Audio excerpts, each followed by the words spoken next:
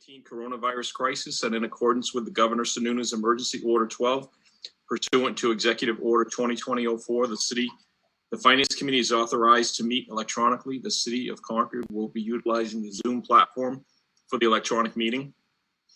Please note that there is no physical location to observe and listen contemporaneously to the meeting, which was authorized pursuant to Governor Sununu's Emergency Order 12 to Executive Order 2020-04. All members of the Finance Committee have the ability to communicate contemporaneously during the meeting through the Zoom platform, and the public has access to contemporaneously listen and, if necessary, participate in this meeting by following the link below or dialing the number below and entering the ID number at the prompt. For those who want to provide public testimony in the public hearing portion of the meeting and you are connected to the Zoom website, you may click on the raise hand icon in the attendee section of Zoom to make the request. When the time is appropriate, you will be recognized so you can provide your testimony. For those calling in who want to provide public testimony, dial *9 to alert the host that you wish to speak. The host will unmute you at the appropriate time during the public hearing portion of the meeting. All participants, please keep your phones and computers on mute unless speaking. Web address https://us02web.z.om.us/j/836462567007. Telephone dial 1-929-205-6099. If dialing from a landline, you may call toll free at 877-853-5257. Webinar ID number 836-4625-6707. Members of the public can also email or questions or other testimony to the City Council meeting at concordnh.gov. Any member of the public can also call the City of Concord at 603-230-3718 or email citycouncilmeeting@concordnh.gov. If they are unable to access the meeting and assistance connecting is needed. That is the statement. Okay, thank you. So this evening, we are meeting with the Finance Committee, as I said, and so I assume, Mr. Manager, you're going to do, first of all, it says review the schedule. I think we've all had the schedule, and I think we've confirmed that at our City Council meeting. But you're going to review the transmittal letter, the budget summaries, resolutions, and general fund revenue stuff, I assume. Is that correct? That is correct. Okay, the floor is yours. Okay. Actually, ma'am, before you start, does anybody have any questions or comments, concerns before we start? Okay, perfect. Mr. Manager, it's all yours. Okay, just so the council knows and aware, just as we did last year, the presentation that you're going to see tonight is already up on the web. So that's on our website, concordnh.gov, for people watching, under the City Manager section, under the Resource section. So you'll see the mayor's stated city addresses there, and also this presentation is there. And also this meeting is being live streamed on YouTube, as we did last year, so the public can watch this on YouTube. So I'll get started with the budget. Before I get started, if people do want to follow at home, they can follow through those two resources, and obviously it's on city's website, the agenda itself too, besides the schedule. So that information is all out there. You have the statement that's at the beginning of the message. Essentially, with City Council acting as the stewards of the city dollars. We hope the document that you have available in this presentation you'll find helpful. The budget continues the effort of the City Council and the city staff towards the fulfillment of the city's goals as necessary resources for the city's continued response to the COVID-19 epidemic and the effects of the ongoing, as you know, have been on for some time. Additionally, it addressed the investments to ensure the economic vitality of the city in the future. The first piece, and I'll share my screen and show that to you, the presentation itself.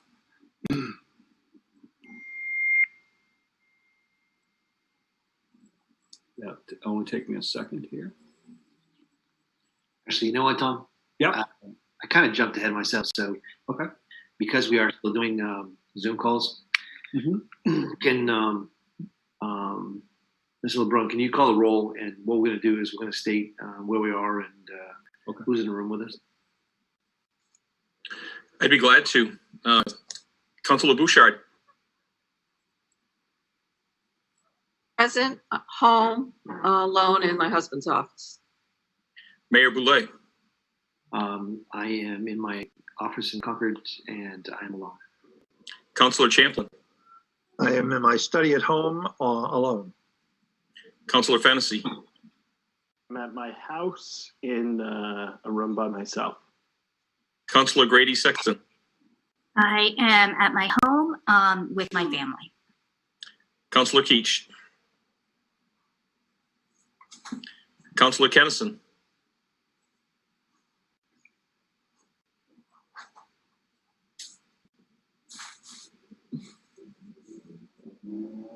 We can see Council Council.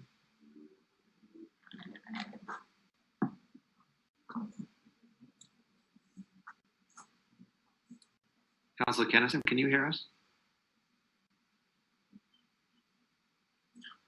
I'll come back to her. Okay, thanks.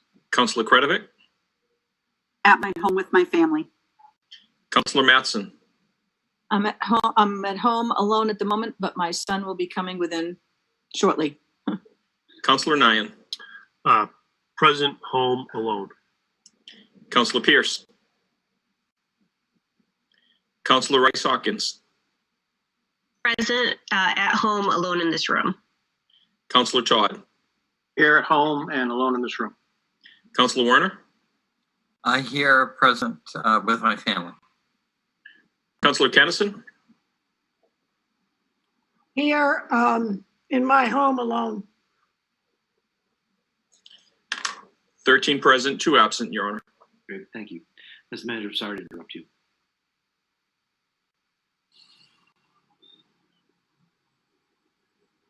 Could you continue? Sorry. I will. Thanks.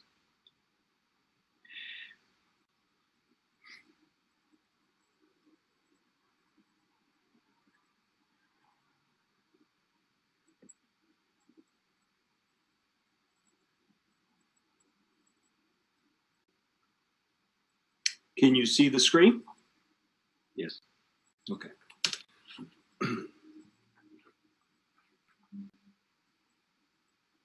So we'll start off with the fiscal management piece of the presentation. As the council's aware, we have maintained our AA S&P bond rating. This is the 26th year of the Certificate of Achievement of Excellence for the city financial information. And we've received the Distinguished Budget Presentation Award for the 6th year. The Certificate of Achievement is the longest running in the state. And the Budget Presentation Award, the one for the Distinguished Budget Presentation Award, that is the highest award possible in either the United States or Canada. So again, we've achieved those benchmarks. The total, the proposed FY22 budget includes a 2.5% tax rate increase. So keeping in mind, just so we compare budget to budget, the fiscal year 21 adopted budget that you adopted last June was $106.6 million. The proposed budget for this year is $109.3 million. You'll recall last year, the budget for the previous year was for FY20 was $109 million. So essentially we went down $2.7 million, and now we're going back up $2.7 million back to where we were a couple of years ago. And last year's budget was a 0% tax rate change. The year before that was 1.6%. Looking at the percent value tax exempt, this is a number the council always likes me to update. We are the percent value tax exempt of all value of the city. 25% is exempt in value. That fluctuates anywhere usually between 25% and about 30%. You can see we're dramatically higher than any other comparable community in the state. Again, another reason for the city council to be very careful with the tax rate, and has been over the years. This is something that obviously every tax dollar spent is more impactful to the businesses and the homeowners here in Concord really than it is any place else in the state. So, and this really has to do with all of the tax exempt entities that are in the city. Looking at fund balance, this is something, again, you get more than an annual update on, but just to cover it here, the unassigned fund balance that you see represents the portion of the total fund balance that is spendable, not restricted for anything, or has not been committed or assigned for a specific purpose. Essentially, it's the funding that provides the city with the flexibility to deal with the emergencies or other unanticipated events. The healthier the unassigned balance is, the less impact an emergency will have on the city's finances, which is really what we've seen ourselves in for the last 2 years. The unassigned fund balance is the balance that the rating agency used as one of the key benchmarks to assess the city's financial health. In October of this past October 2020, Standard & Poor's affirmed the city's rating of AA+, which is, as you know, is a half a notch below AAA. It's a very commendable achievement for the city and testament to the city council's budgeting over the years. Specific comments that S&P made at that time were, and I quote, very strong budget flexibility, very strong financial policies and practices, very strong financial performance, and very strong liquidity, very strong institutional framework score. The Fiscal Policy Advisory Committee and the City Council has maintained a general fund balance goal of 18.5%. We're well above that right now. And essentially we want to maintain that for just these times and in case of emergencies arise, which we find ourselves into today in terms of finances. Looking at motor vehicle registrations, in fiscal year 22, we're recommending a proposed budget of $7.1 million in revenue. It is our second highest revenue source. The fiscal year 21 budget, we recommended $7 million, and that's really what we think is going to come in at is $7 million. So just up $100,000 this coming year. The rooms and meals tax, we're budgeting at $2,175,005. These funds have been essentially flat, collected from the state since 2017. They've capped them, and we're tracking that closely as we continue with the state. But you can see really there's been no growth there really for some time. The highway block grant, again, it's $859,530. That's down $50,000 from the adopted budget, and that's because the state has decided to cut that number based on their revenues. And again, we need to keep an eye on that, but we're relatively comfortable with that number as of today. Interest income, you can see the impact on the general fund interest income with the percent rises and falls. So off this chart to the left, in 2019, to put it in perspective, we had about $896,000 in interest income. The 21 budget, which so that was the actual $896,000. The actual, you can see for fiscal year 2020, it was $613,000, so down dramatically. For fiscal year 21, we adopted a budget of $390,000. We've since revised that due to the economy down to $140,000. We're projecting it's not even going to hit $140,000, that it'll come in at about $48,000. And so for fiscal year 22, we're recommending about $45,000 in revenue. So it really can't go much lower. But you can see just going from fiscal year 2019 of $896,000 to $45,000 just in 3 short years is a dramatic impact on and revenue sources available to for you to work with the budget on. Mr. Manager, can you stop for a second? Certainly. I noticed that Council Fennessy has a hand up, and would you rather take questions as we go along, or would you rather just wait till the end? I can do it either way. Okay, Council Fennessy? Thank you. I just had a question. My assumption is that the reduction in interest income is related to the fall in interest rates. Is that accurate, or is there something else that's driving this? That is accurate. That is the correct assumption. Okay, thank you. Actually, we have Councilor Champlin. Yeah, thank you, Your Honor. I was going to wait till the end, but since Councilor Fennessy had the question, and we're at this point, the estimated revenue from auto registrations, Mr. City Manager, does that take into account the current shortage of vehicles, or are you assuming that will not have an impact on registrations? Councilor, we think we're holding that number down.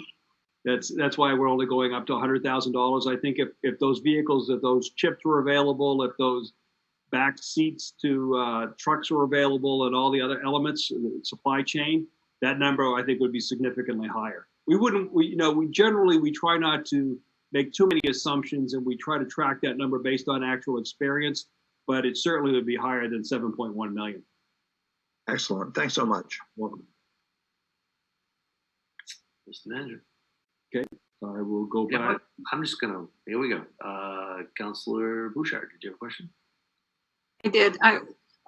Thank you, Mr. Mayor. On the room and meals revenue, City Manager, if the room and meals tax is lowered by a percentage, does that affect at all what the city would get, or do we just get a set percentage no matter what the actual state number is? We essentially get a number based on the total amount that's collected from the state. So if the state lowers the number, but they end up collecting a whole lot more revenue because of that, or the economy changes, we would theoretically receive more money. So this number is artificially capped. This number should be much, much higher. But the state has decided to cap this many years ago, and has been sitting on this number. So it's more likely if they drop the number, will the amount collected go down? It'd probably be offset by a strong economy, but eventually that would trigger, I think, a decline in this number, because eventually less money could be collected as time goes on when the next downturn comes. Thank you, Mr. Manager. Okay, go ahead.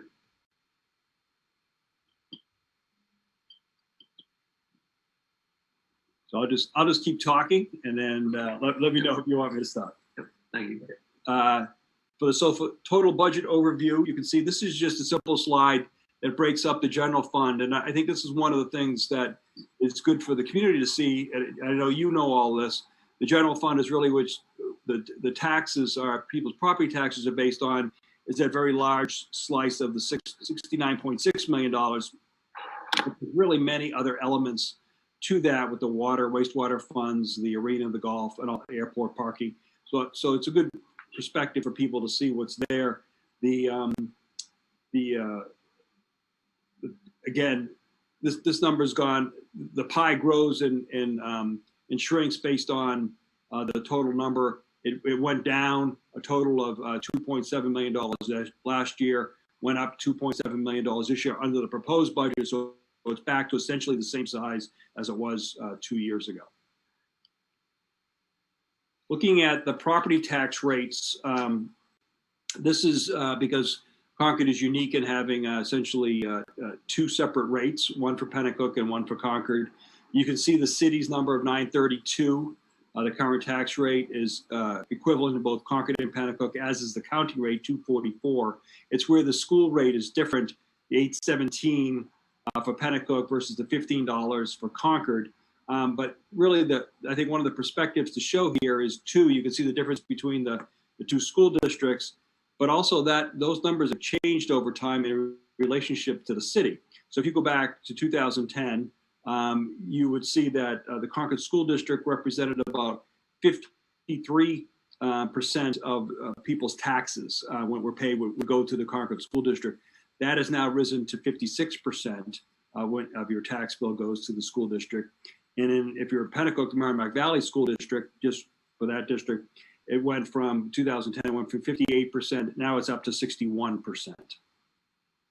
So again, so if you get a call from somebody in Pennacook and says, my taxes are up, you can say, well, you know, we're a portion of that, but we're not the largest portion of that. And same is true of Concord. And of course, the county has a piece in here too. So that changes every year, so about 1%.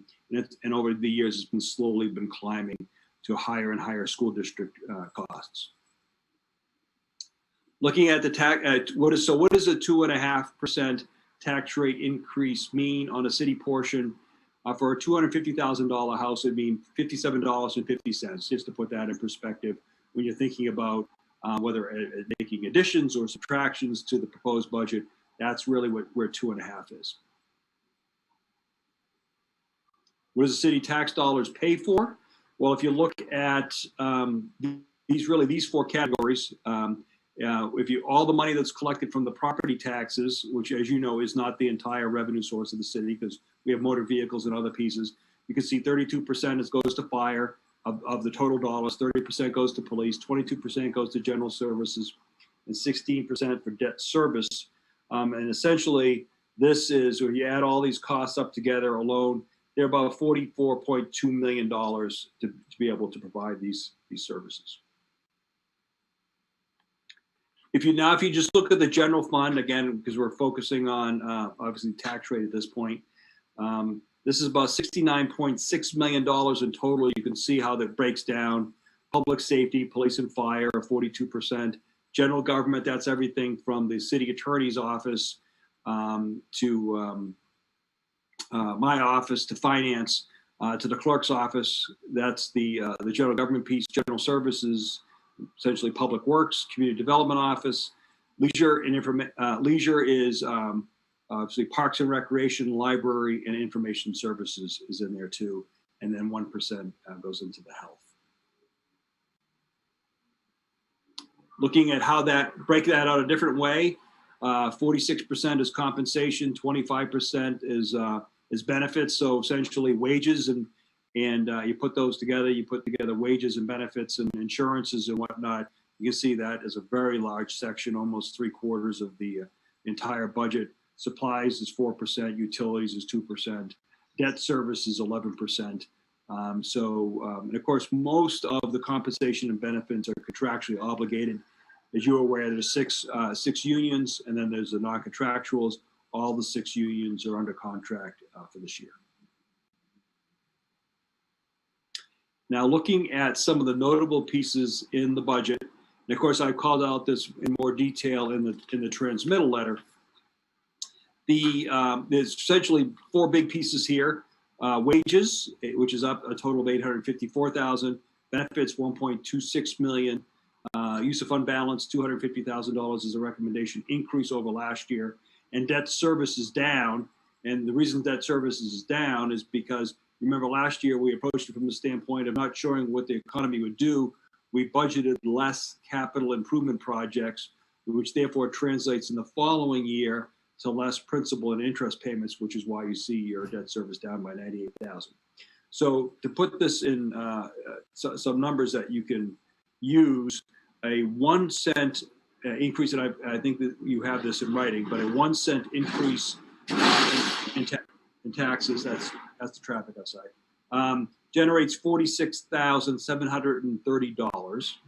A 1% tax rate increase generates $446,250. The New Hampshire retirement system, which the employer rate our section increased by on average 20.4%. That's a $1.2 million increase. So you can see, if you look at that benefits number of $1.26 million, $1.2 million of that is just the retirement cost increase, which you have no control over in terms of what that number comes down from the retirement system. Debt again, I mentioned that debt service is down $98,000, and we are proposing an increase in use of $250,000 in the use of fund balance for this year to help keep the property taxes down.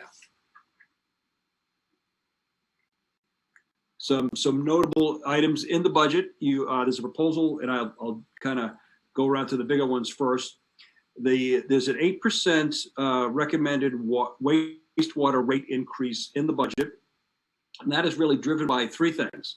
You remember the PFAS regulation changes, which really increased our cost by almost $1 million for the wastewater rates because of dramatically increased disposal costs. This debt cost increases noted for necessary improvements to the wastewater plant itself. It's an aging plant. We continue to keep it up to make sure it's functioning properly. And as you recall, we have two plants. So there's two plants to maintain versus one, which is really what most other communities, I think other than Portsmouth, has as two plants, but we also have two. And also, you may be aware the state has decided to stop funding the state-assisted grants for wastewater projects. So essentially, the way that works is you go out and the reason, I'll simplify this, the reason the rivers are so clean now is because communities who have wastewater treatment plants have gone out and made improvements to those plants. Some communities have, not all communities, to improve those plants and clean up the effluent that goes into the river. The state has encouraged that. So you bring your project to the state, you say, we'd like to do this project. The state says, we'll chip in some dollars into that. And then you go out and bond those projects and you pay for those for 20 years.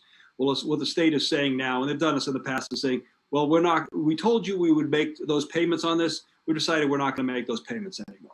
So if you look at the state budget now, they've excluded for this year $256,000 and another $250,000 next year on that. So essentially, those are revenue sources for this year and next year that are not coming in to the pro forma to help offset these costs. Because we still went out and borrowed those dollars. We still made those improvements because we still want to clean the rivers. But the state has said, we decided we're not going to pay you those dollars we promised you anymore.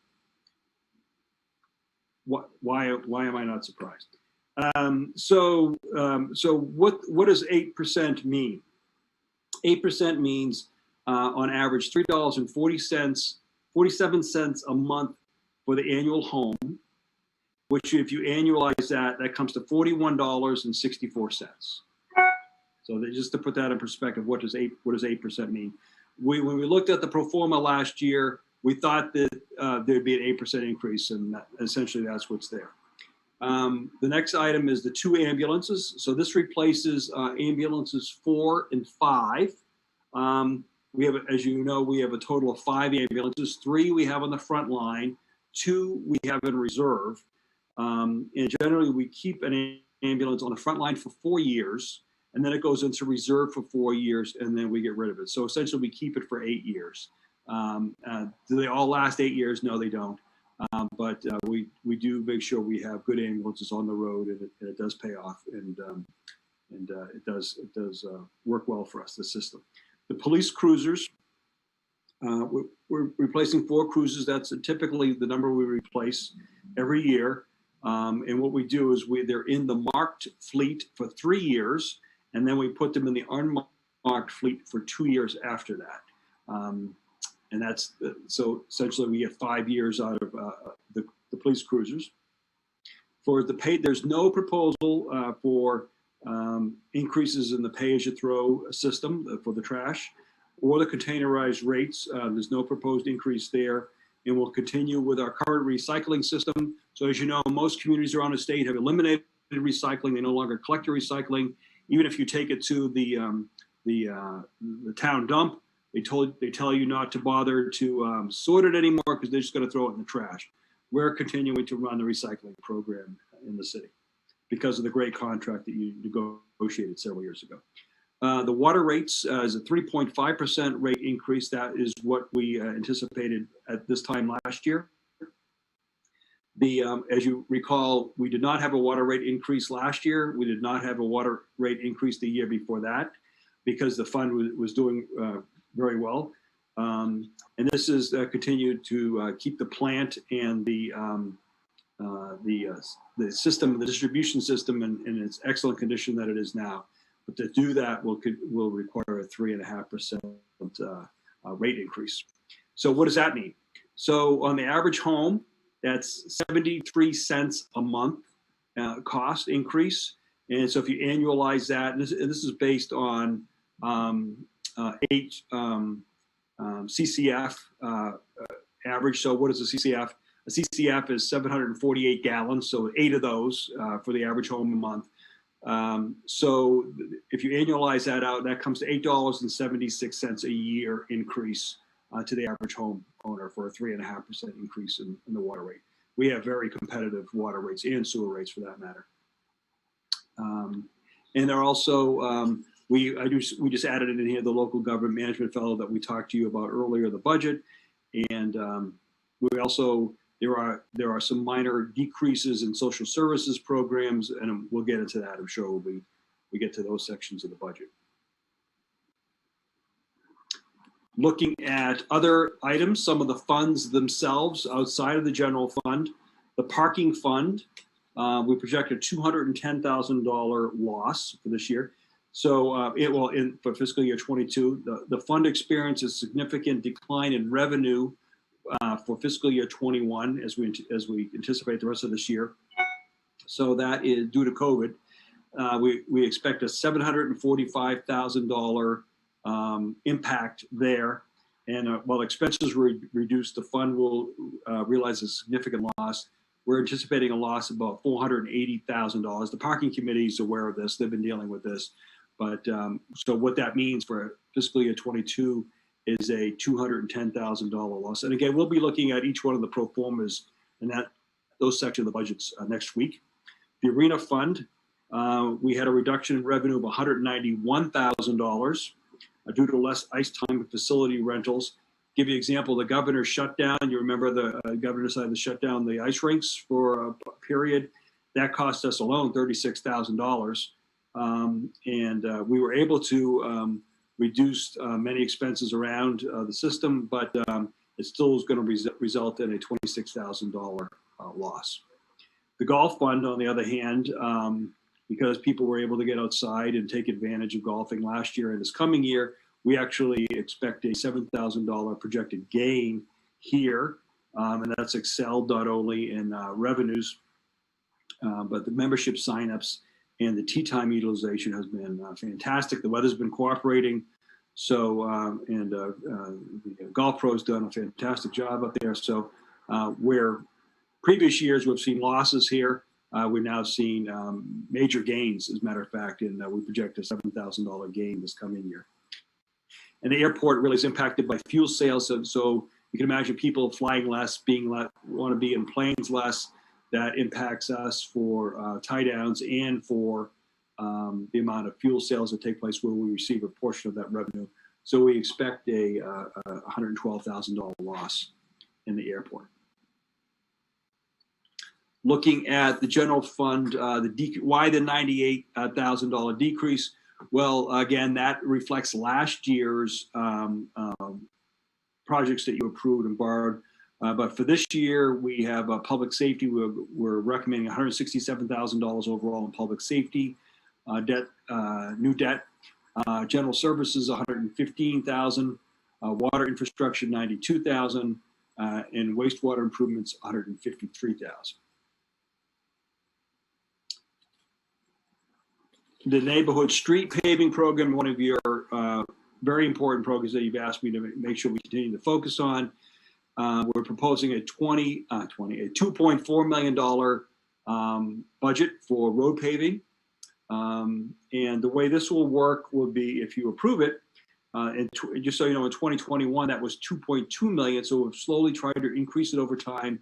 At one time, we were trying to get to about a $2.5 million fund or focus on the paving program, but it's taken us a number of years to get here with the small increases in the price of paving has gone up. So it's probably, we're gonna have to continue to do this for a number of years, probably to get to 3 million, to be able to get to a reasonable life cycle replacement cost of roads.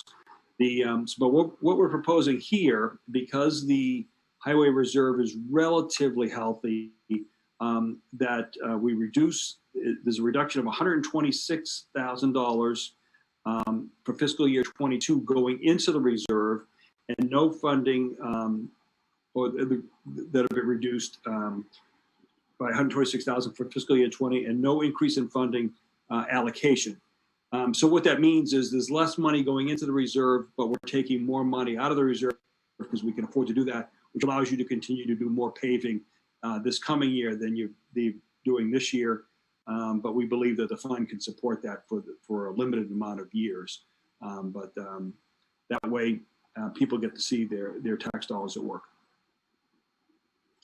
Some of the capital improvement projects, I'll go through these in more detail, or actually Matt Walsh will, the capital budget night, but I'll talk a little bit about these so you can get them in your mind, thinking about them a little in advance. We're continuing to focus on bridge and dam projects. Again, we're one of the leaders in the state, actually in comparison to the state of New Hampshire itself, and taking care of our bridges and dams.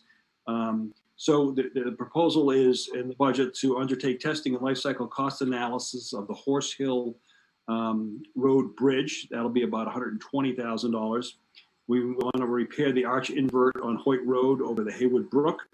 We want to do concrete repairs, bridge rail work, and membrane work on the Currier Road Bridge over the Ash Brook on Currier Road. For water meter replacements, and I think you're aware of this, we do a phased implementation of water meters and reading devices. We replace about 600 units every single year as we cycle through the city. That's $125,000. And again, that's out of the water fund. That would not be out of the general fund. For the golf course, we're recommending continued irrigation improvements as we're slowly getting through on a hole-by-hole basis of about $240,000. There's also some tree removal and tree replacement. We're also suggesting we hire a golf architect to do some planning. And we also have equipment and vehicle replacements. And that's really going to be a mixture of, where appropriate, general funds, and also golf bonds, because the golf fund can now support some of these projects. There's a proposal to do the Petticoat Riverfront Park design, not the construction. So the design would be, we're estimating $110,000. And that would be, as you know, we have 1.5 acres of property up there right on the riverfront. And that would be paid for out of impact fees. So again, you'd have to choose whether or not you want us to go forward with that design. But if you don't, it doesn't really help the tax rate because it's out of impact fees. It's not a general fund revenue expense. And the Merrimack River Greenway Trail, this is for $1.3 million for the design, right of acquisition, and as necessary, there may be some small pieces, and construction of the rail trail from Sewell's Falls to the Kentucky River. And this would be funded two ways. We have a proposal, as you know, you authorize us to go and make a request for $1 million in federal funds for this. So one of the $1.3 million would be in federal funds. If that federal funds comes forward, the $330,000 match, which we, as you know, we've worked with the private sector and the nonprofits in the past to try to raise some of those dollars to help offset those costs. So if we're successful with the grant, would be back before you. This, if you approve the proposed budget, you would not be approving this project at this time. That would take a separate council action and public hearing process to do something if the grant was to come through. The general services vehicle replacement, we're proposing 11 pieces to be replaced just in the general fund. There's also pieces in the water fund and the sewer fund. But for the general fund, it's $1.2 million. And that's everything from dump trucks to sidewalk tractor replacements that does the sidewalk plowing to sanding units there. And for as far as sewer plant improvements, there's two plants. We have the Hall Street plant, major expenses. We have about $1.6 million in electric improvements for motor controls, HVAC improvements for about $420,000. And now at the Petticoat plant, we have a condition assessment, pump rebuilding, and asbestos removal, because that's an older plant, of about $140,000. Again, that would be paid for out of the wastewater fund, not the general fund. The capital improvement programs at City Hall, again, to touch on these briefly, we have masonry improvements. So this is actually the brickwork on the outside. We also have a underground HVAC chiller piping to replace. And we're looking at doing some security improvements to City Hall and areas as far as access to parts of the building. As far as the arena goes, we need to replace the Zamboni. A Zamboni goes for about $140,000 right now. And we also have some compliance updates with the EPA that we need to do based on the chemicals and what's not used there. That's about $20,000. That would be an arena bond. For the library, the majority of this cost is really two pieces here. One is to do some exterior granite sealing of the building itself to protect the granite. And the other one is, that's about $100,000 and $60,000 to replace the carpet in the children's room, in the children's wing. And as far as citywide parks and recreational facility improvements, and the reason I include this one is because I know you get a lot of questions about the parks. So you'll be able to have these in your mind when people ask you. So they should know to go look for these. We have a number of items, which includes funding for the replacement of the roof, the windows, and the existing lights to change them over to LED at the Green Street Community Center. There's the dredge and clearing of the west end of the White Park Pond. So some of you may remember many years ago, the city started dredging that pond at White Park and got about 2/3 of the way through it or about halfway through it and ran out of money and said, oh, that was, we're done. Well, that's why you have all those reeds and whatnot growing up near the Merrimack Lodge Skate House. So we're proposing to go in there and finish that job, get that done, clean that pond up so we don't have to deal with it again. We think that will also help with the issues that keep cropping up when we do the black ice tournaments out there and improve public skating.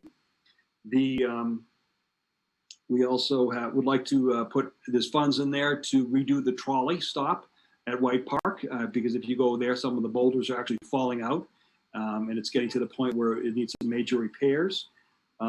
There's a proposal for the creation of 4 outdoor pickleball courts in the location of the old tennis courts and a conversion of the current courts lighting to LED lighting up at Rolfe Park.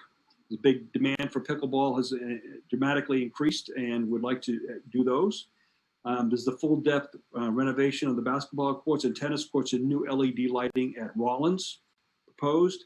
There's a large concrete pad, which I'm sure you've all seen at the William Thompson play lot that we believe needs to come out and get replaced and fixed.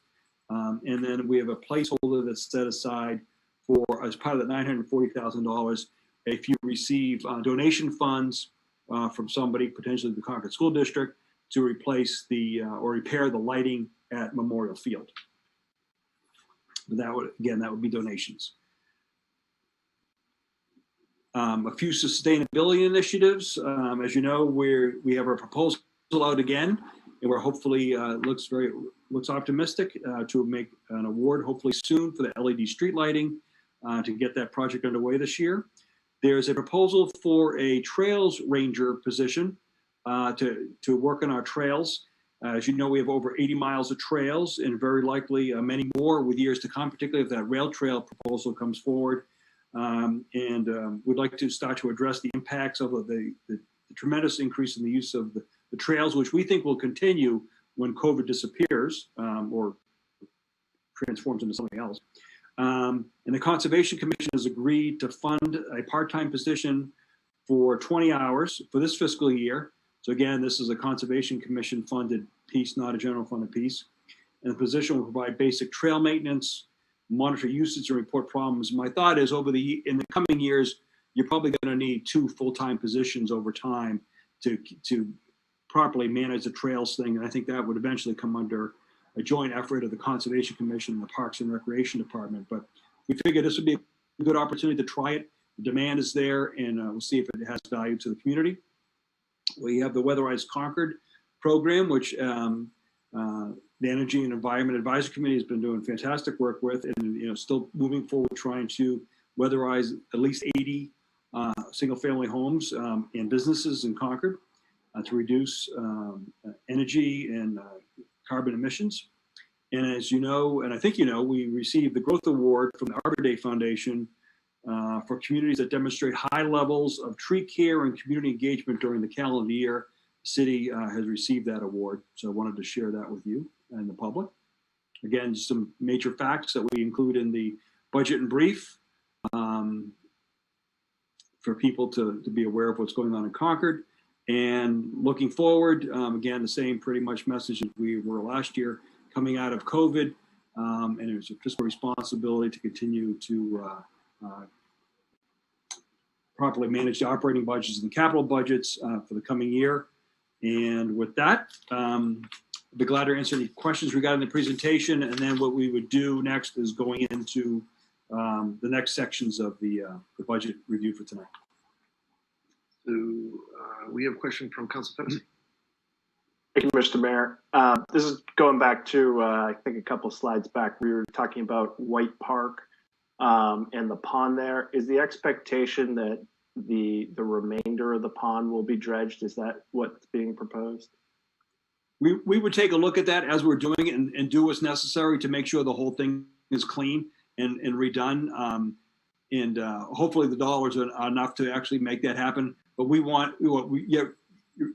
you're going, I think, is we don't want to do the 1/3 that was done and then have the other 2/3 have to come back later on and have to redo that. No, we want to do the whole thing right, get it all done at once. But we really do think the vast majority of the dollars needs to be spent in the third or so that was never touched, really. Thank you. Anyone else? So, Mr. Manager, so the increase in the retirement system to the 1.2 million, the 24% or whatever it was, increase from the state. If my math is correct, the 2.5% proposed increase is completely 100% driven by the retirement costs. If you did not have, right, if you just do the simple math and you did not have that that increase on the retirement system, the proposed tax rate before you would be down. It would not, you would not have an increase. You could do another 0. It would be 0%, correct? Okay. So we could. Anyone else have any questions? Okay, seeing that, Mr. Manager, what do you have next for us? Okay, so next we'll go into the item number 4 on your agenda in Granicus, which is the schedule. As the mayor said, you've seen that. So actually, I'll take this down if you're okay.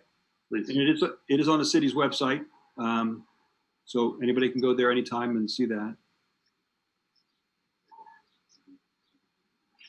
Okay. So the next, you talked about the schedule. Do you need to discuss that at the council meeting? Do you need to discuss it further? Everybody okay? The only thing I would add is in the past years where the state is considering their budget adoption, we have actually waited until the end of June for our budget adoption. And right now we have our budget adoption scheduled for June 7th. So as time moves along, I would ask you all just to consider if you want to go forth with the adoption on the 7th, or if you wanted to wait until the state acted on their budget.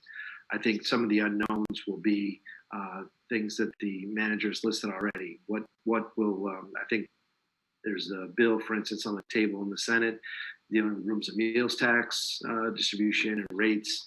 I think you also have some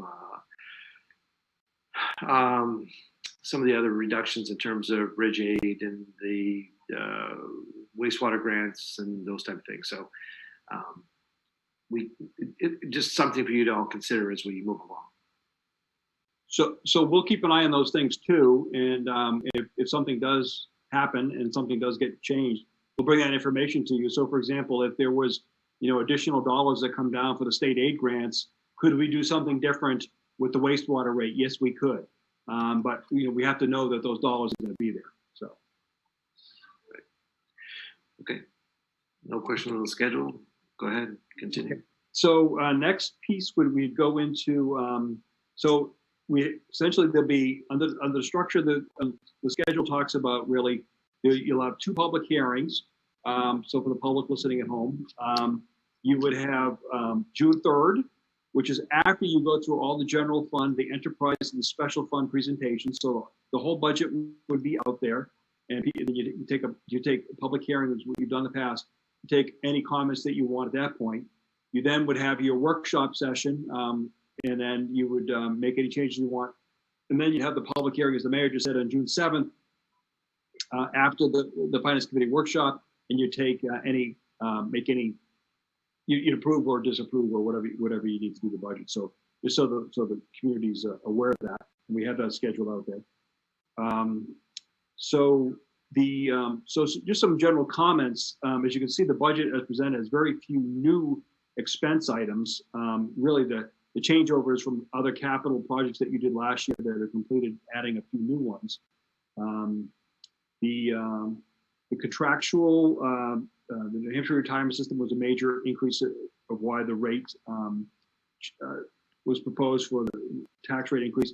That goes in, their rates go into effect July 1st. The contractual COLA increases that you have for all the unions, which is built in to their operating budgets now, is for 2.75%. That was what was agreed to.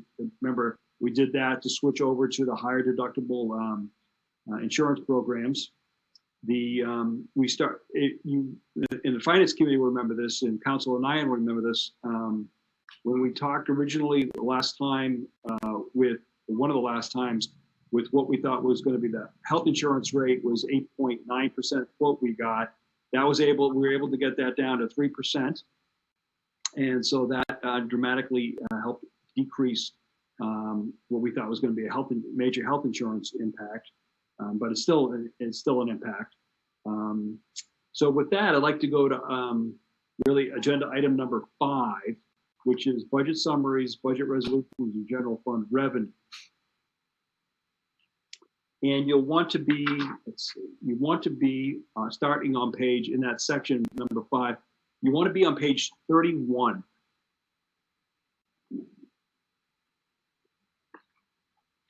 Under budget summaries.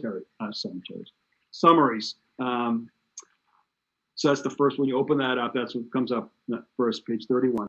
So page 31 through 36, that provides all the revenue and expense summaries for each of the funds by function and then classification. So you can see all that information. So it's really a big overview of the whole budget. And as you can see at the bottom of page 32, which is the last column,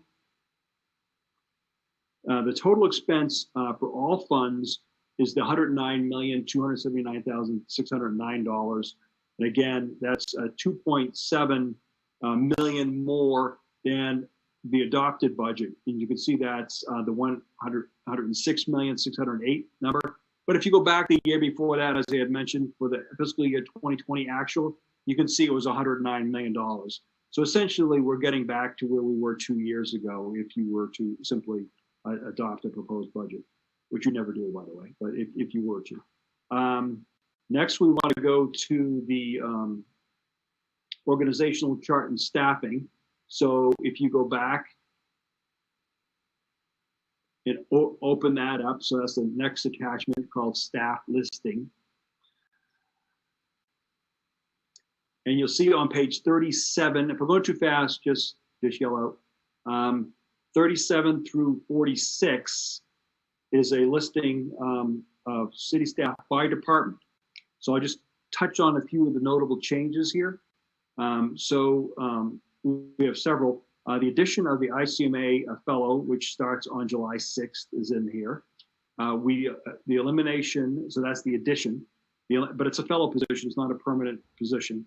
The elimination of the Economic Development Director's position is here. There's a recommendation to add a help desk technician in the IT department. This funding for the assistant prosecutors has been reduced to one less assistant prosecutor. So, as you know, we had 3 prosecutors leave, election, people moving on to other places. So we've hired 2. There's a 3rd one that's vacant right now. So there's a recommendation to not have that position filled at this time, and we'll assess it over this coming year. There's the elimination of a part-time licensing position in code. Is the addition of a part-time health inspector, health services inspector, because we'd like to get out there and make sure we're properly inspecting the restaurants and whatnot. Is the addition of the part-time trails ranger, which I mentioned. Is elimination of 2 parking enforcement officers and 1 part-time meter technician. And is the addition of a part-time equipment operator at the Hall Street wastewater plant, again, that we paid for by the wastewater. So if you look at the total, you go to the last, well, it'd be page 44. You'll see there's a total in that FY22 column of 474 FTEs, full-time equivalent positions. That's down from 475.99. So if you look at, if there was a total in the FY21 column, essentially we're down 2 positions. The net is 2 less positions overall. So if you're keeping track. If you then go to page 46, so swipe over two slot pages to 46, you can see at the top of the page is a graph of staffing by fund. And the next section is the temporary seasonal FTEs by department, because of course we have temporary people at Parks and Recreation and golf and other places. You can see we have that all broken up by temporary and seasonal positions. Number has gone up from 33.29 to 32, no, up to 33.29, up from 32.65, so I misread that. So we're up slightly there at the bottom, and then at the bottom of the page, the number of unique temporary positions has gone from a total of 266 and 22 is down 5 from fiscal year 21. So we're down from 271 to 266 there. So this fluctuates, but we like to make sure that you're aware of all the different positions that are available in the city, and this is where you find those when you're going to look for those. So any questions that people have? We have one, Councilor Fennessy. Thank you, Mr. Mayor. Mr. Manager, have we hired anybody yet for that fellow position that you referenced? Yes, well, that person starts first week of July. Thank you. You're welcome. Anyone else? Okay. Okay. Okay, so next, you want to be at the attachment number 3, which is budget resolutions. So back to budget summaries, but staff listing, budget resolutions. And you want to be on page 47, which is the first page that comes up.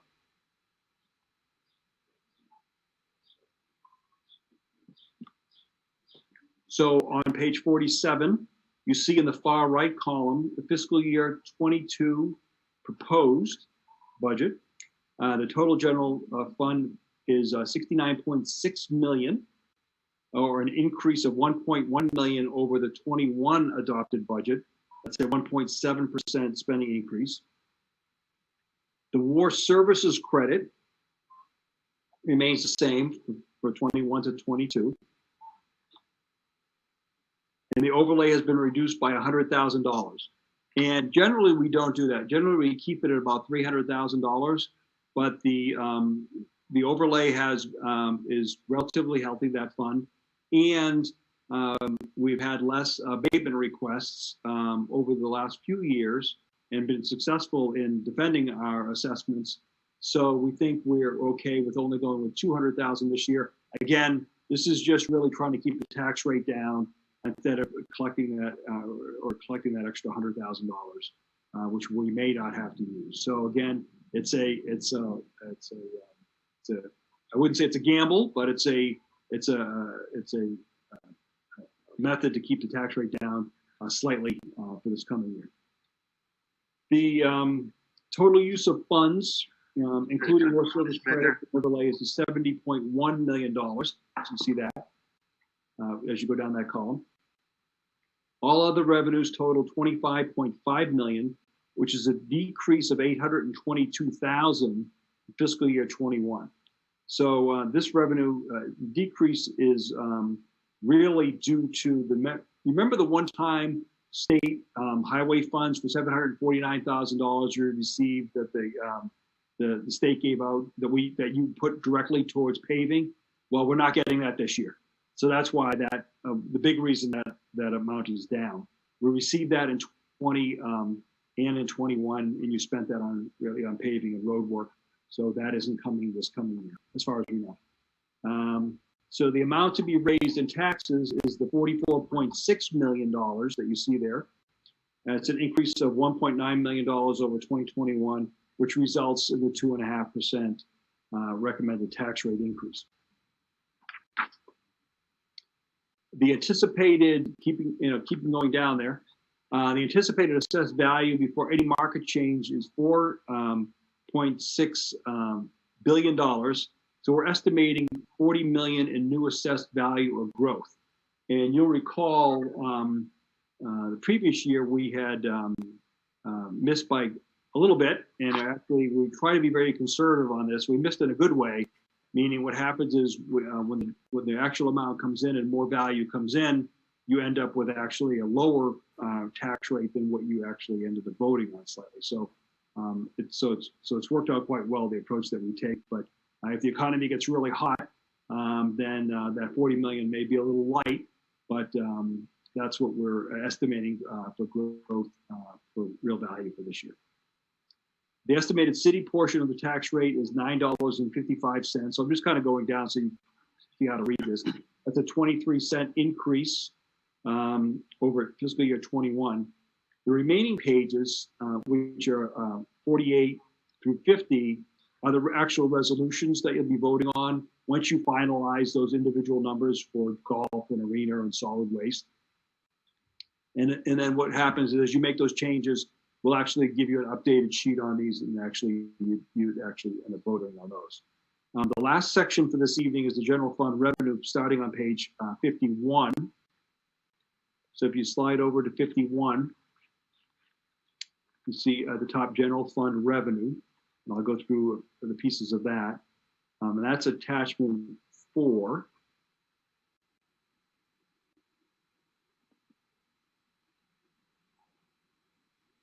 So, and this gives you a little more detail going to that attachment. So the general fund revenue,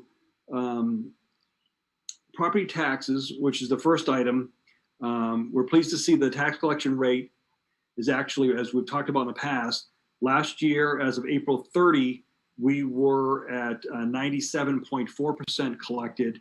Now, as April 30, we're at 98.4%. So we're actually running 1% ahead, which is tremendous in terms of the amount of dollars coming in. Eventually, all these dollars do come in, but the fact that people have been able to pay was something we didn't anticipate, and it's been a very pleasant surprise. It's good for them, good for us.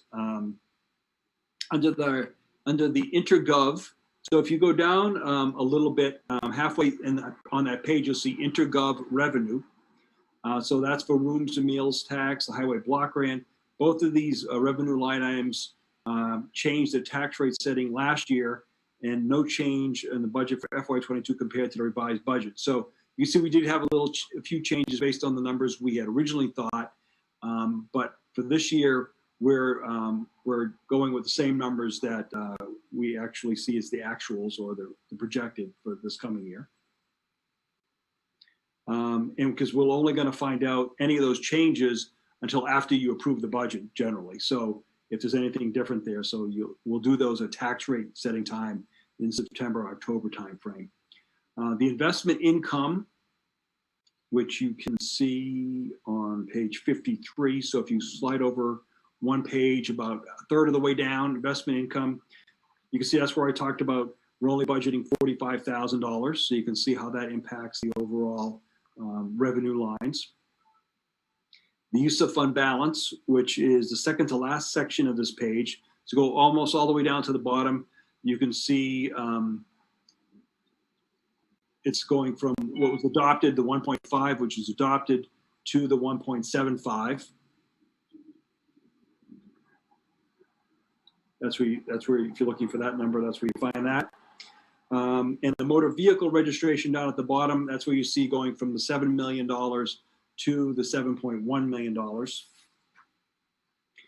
And probably the other next big item that you want to look at would be on the next page, way down the bottom under ambulance charges on page 54. You'll see almost, probably it's really the fourth one up. from the second subtotal from the bottom.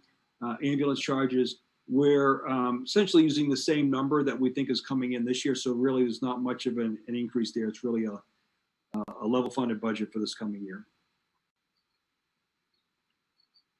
And just a few additional notes on the general fund, just so you have them. Property liability and auto insurance costs, they've increased by 5%.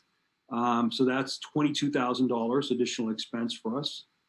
The unemployment insurance rate cost decreased by 4.1%. That saves us $700. And the workers' comp, it always works that way, doesn't it? The increase is big and the decrease is that. Workers' comp is increased by 2.6%, and that's an increased cost of $16,000. So if you go to the bottom of page 57, let you get there. And this shows you 10 years worth of fund balance history through 2020 with the unassigned fund balance of $12.5 million. You can see the $12,525,950. Again, the city's goal is 18.5%. This puts us that 12.5 million puts us at 20.1%. So we're well above our goal. I think someday in the future you may want to reset that goal to higher than 18.5%, but based on the financial situation that the world finds itself in right now, it's you can see we're well above our goal. The actual results for fiscal year 21, because we're using some of the fund balance, we estimate that number will probably, instead of being at 20.1, we'll go down to about 17.5. That's if you put no other additional dollars back into that. So again, they'll be short of the goal of 18.5%. But again, you can see this number has been climbing because of the surpluses really that you've had over the years. We go back, if you go back just not too long ago, if you go back 10 years, you can see we're essentially half of what we have today. And you really had to make too hard of an effort to get there. It's really just based on the surpluses. The budget, and if you do go with the one additional dollars using, we could get down to about, we might get down to about 15% of that 18.5% goal, which is still a very, very good, healthy number, but it's not the 18.5%. So just keeping that in mind, depending on how much fund balance you want to use. So looking at that, we continue in a very strong financial position, even with the use of the fund balance in 21 and 22. But we do need to, as the economy does improve, hopefully it continues to improve, we will need, I believe, to start weaning ourselves away from that when the time comes. You weren't able to really wean yourself away from it last year because you wanted to do the 0% tax rate increase. It's a very noble goal, and I think accomplished a lot for the community.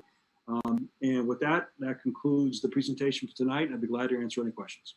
Thanks. Councilor Fennessy. Thank you. So I had a question with respect to page 53 on the same issue about the unassigned fund balance, and it's really just a point of clarification.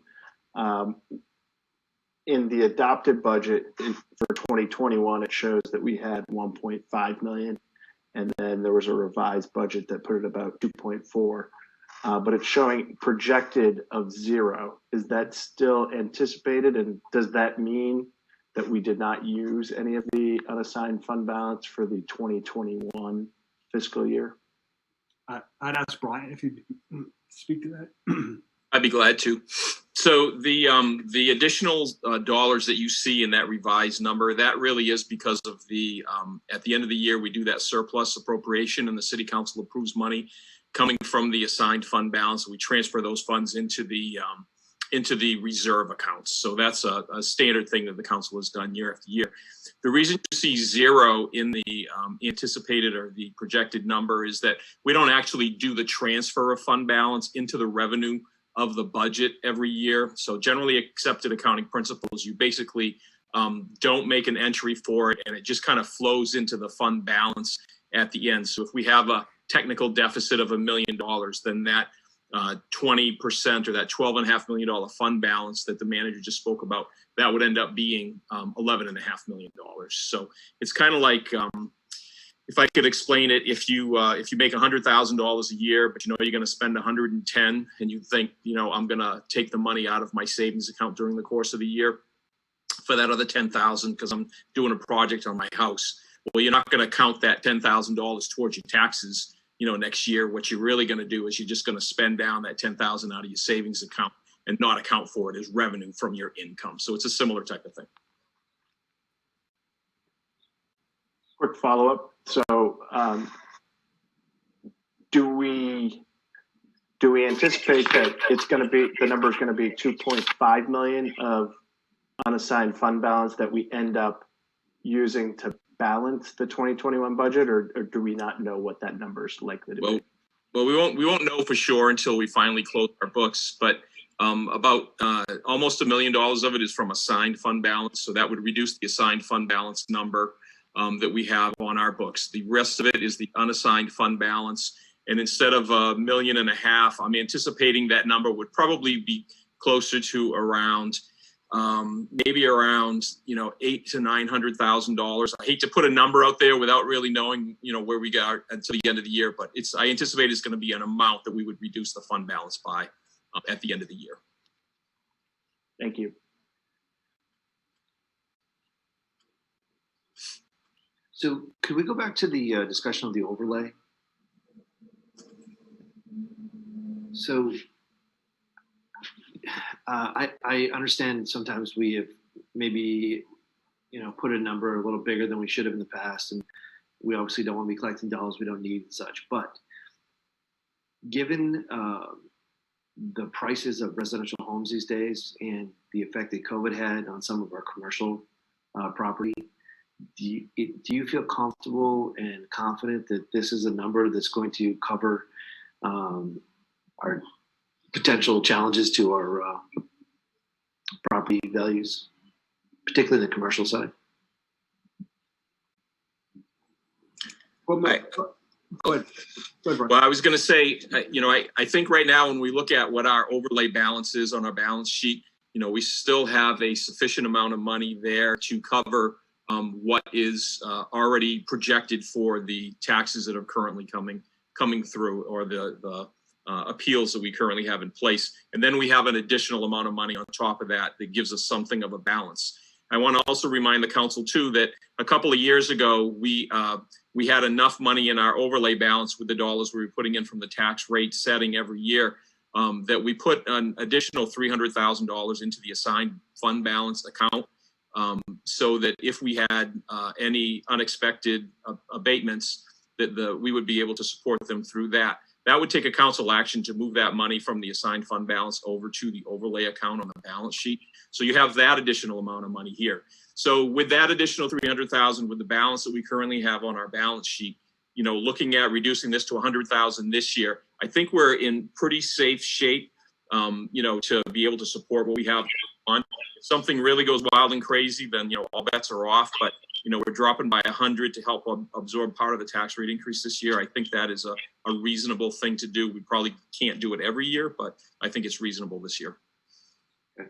I appreciate you trying to keep the rate low. I just wonder what's happening in the commercial side. And I mean, we've had properties that are mothballed and et cetera. So, okay. Who else has questions? Any part of it? Budget?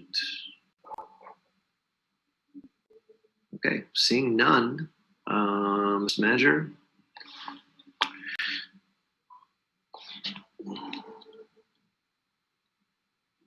You want me to keep talking?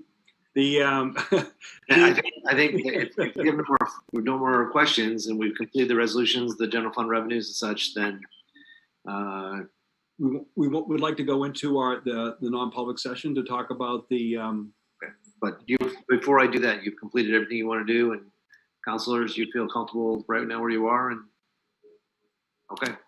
So with that, then, can I get a motion to go in non-public session in accordance with RSA 91A 32A, that's compensation adjustment? So moved. Second. Motion made and seconded. I'll tell you what, we'll do the roll call real fast. And I'll do it to keep it going. Bula, yes. Grady Sexton, Yes. Fennessy, Yes. Kaplan, Yes. Keach. Keach. He was trying to join, so if you see him in the attendees, if you could bring him in. Todd, Yes. Kretovic, Yes. Pierce, Yes. Warner, Yes. Dennison, yes, Ryan, Yes. Mattson, Yes. Bouchard, Yes. Vice Hawkins. Yes. Great. So we're going Counselor on. Teach is now here. Councilor Keach, since you weren't here when the motion was made, we'll just put you as absent. We're now moving to our non-public session, and we'll see you all there.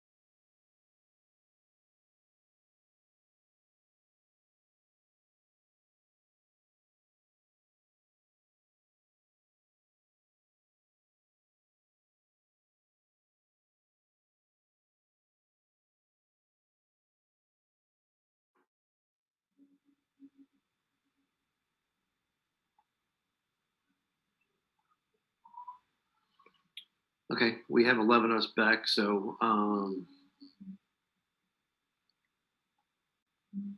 Do you want me to make a motion to come out of non-public? Yeah, we're trying to wait for everybody to come, but yeah, I think that's exactly. Well, Council Fennessy makes a motion to come out of non-public session, seconded by Second. Council Pierce, or Council Champlin, or Council Todd, or any of the above. And with that, we will take a vote on coming out of non-public session. Boulay votes yes. Graves Sexton, Yes. Fennessy, Yes. Champlin, Yes. Peach, Todd, Yes. Kretovic, Yes. Pierce, Yes. Warner, Yes. Kennison, Yes. Nyan, Yes. Mattson, Yes. Bouchard, Yes. and Rice Hawkins had to go to another meeting. Okay, with that, the motion is adopted. We will now be meeting with our attorney in non-meeting meeting. I believe you all have an invitation, correct? Everybody good? Okay. Do we want to seal the minutes, Mr. Mayor? And then Sure. previous Sure. mo- Actually, you know what? motion. Hey, No. we've already adjourned. So- Okay, never mind. No. I'm trying to think this through. We've already adjourned, so perhaps we can do that the first item of action when we meet on Thursday. Or Well, is we've it- only adjourned for the non-public, so we could still do it. We haven't adjourned Yeah. this meeting. Thank Right. you. I'll be honest with you. I have music outside my window, and I'm trying to concentrate. I can't figure out the meeting or the music, and so yes. Councilor Mayor Pro Tem Bouchard moves to seal the minutes, seconded by Gail. Second. Second. second by Mattson. Ready for the question?